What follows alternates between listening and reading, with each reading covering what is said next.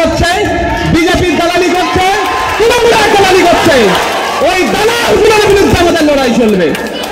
এটা আমি বলার জন্য এখানে কেউ ফেসবুকে লিখেছিল, তাই তাকে তুলে গিয়ে থানায় ঝাড় দিয়েছে।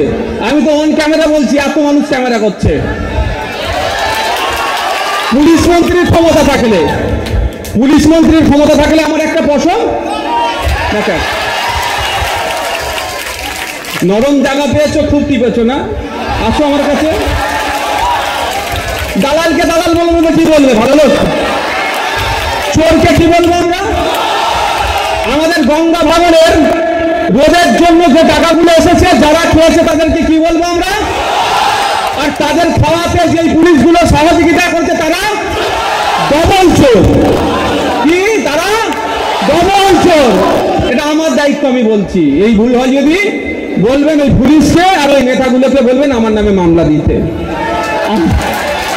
আমার নামে অলরেডি 18খানা মামলা আছে। কটা? 18টা মামলা আছে, তাও আমাকে আটকাতে পারেনি। আমি মানুষের জন্য কথা বলতে এসেছি। দলিত, আদিবাসী, হিন্দু, মুসলমান নির্বিশেষে সে যেই মাসলাকে বিশ্বাস হোক না কেন, কেউ আহলে হাদিস মাসলাকে বিশ্বাস হতে পারে, কেউ ফুরফুরা মাসলাকে বিশ্বাস হতে পারে, আহলে সুন্নাত ওয়াল জামাতের মতদর্শ হতে পারে। যার যে মতদর্শে বিশ্বাস করছে করুন। তো প্র্যাকটিসের ধরন আলাদা হতেই পারে, কিন্তু আমি মানুষের জন্য কথা বলে যাব। তাতে 18টা কেন, যদি আমার নামে 180টা কেস দেয় তাও আমার মুখ বন্ধ হবে না। বন্ধুগণ,